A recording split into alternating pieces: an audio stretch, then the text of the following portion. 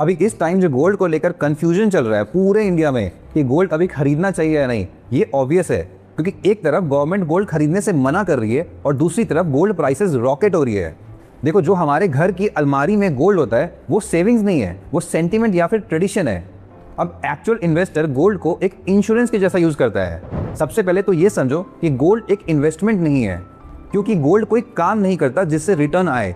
अगर मान लो आप किसी कंपनी के स्टॉक्स में इन्वेस्ट करते हो तो वो कंपनी कुछ प्रोडक्ट्स को लॉन्च करेगी, ग्रो करेगी, प्रॉफिट्स कमाएगी और फिर शेयर की वैल्यू बढ़ेगी और इसी के कारण आपको उससे रिटर्न्स मिलता है। और गोल्ड की प्राइस सिर्फ डिमांड और सप्लाई से वैरी करती है। ये फंडामेंटल डिफरेंस है। गोल्ड का असली काम है रियल परचेजिंग पावर को प्रिजर्व करना। मतलब अगर आज आपने 1 लाख का गोल्ड खरीदा तो 20 साल बाद वो गोल्ड की वैल्यू भले ही इंडियन रुपए में 4 से 5 लाख का हो सकता है, लेकिन उस टाइम 4-5 लाख रुपए का परचेजिंग पावर भी रफली वही होगा जो आज 1 लाख रुपए की है। मतलब गोल्ड ने आपको रिच नहीं बनाया, गोल्ड ने आपकी वेल्थ को प्रोटेक्ट किया है इन्फ्लेशन से, जो होता है करेंसी डीवैल्यूएशन से और सिस्टम के क्योस से।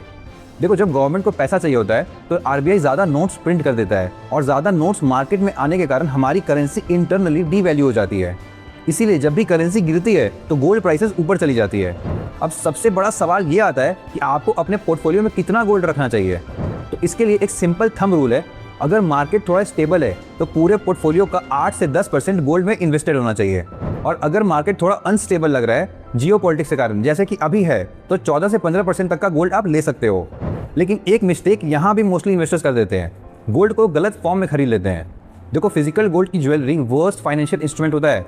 मेकिंग चार्जेस 10 से 25% तक का होता है, जिसे आप बेचने के टाइम पर रिकवर भी नहीं कर सकते हो। और इसीलिए स्मार्ट इन्वेस्टर्स गोल्ड ईटीएफ की तरफ जाते हैं, जो आपको गोल्ड की प्योर प्राइस एक्सपोजर देता है।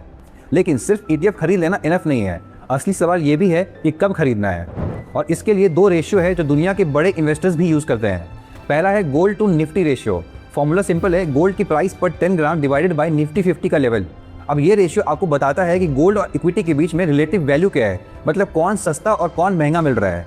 देखो, नॉर्मल टाइम्स में ये रेशियो 2.5 to 3.5 के बीच रहता है, और ऐसे क्राइसिस में जब लोग इक्विटीज बेच के गोल्ड में भाग जाते हैं, ये रेशियो स्पाइक कर जाता है। अब अगर अभी का लाइव एग्जांपल लूं तो आज ये रेशियो है अराउंड 6.77, मतलब हिस्टोरिकल एवरेज के डबल से भी ऊपर। इसका सीधा मतलब ये है कि गोल्ड अभी निफ्टी के कंपैरिजन में बहुत एक्सपेंसिव हो चुका है और इक्विटीज रिलेटिवली सस्ती मिल रही है। और दूसरा है 200 डे मूविंग एवरेज। ये ना सबसे पावरफुल टूल है जो फंड मैनेजर्स भी यूज करते हैं। गोल्ड की लास्ट 200 ट्रेडिंग डेज की एवरेज प्राइस से अभी का प्राइस कंपेयर करो। अगर गोल्ड अपनी 200 डीएमए से 10 से 15% या उससे भी ऊपर है, मतलब गोल्ड ओवरबॉट हो चुका है और आपको गोल्ड अभी नहीं लेना चाहिए। आइडियल सिनेरियो में ये 5% के अंदर होना चाहिए। अब अगर आपको ये फ्रेमवर्क अच्छा लगा हो तो वीडियो को लाइक करो और ऐसे ही अमेजिंग इन्फॉर्मेशन के लिए फॉलो करो और चैनल को सब्सक्राइब करो।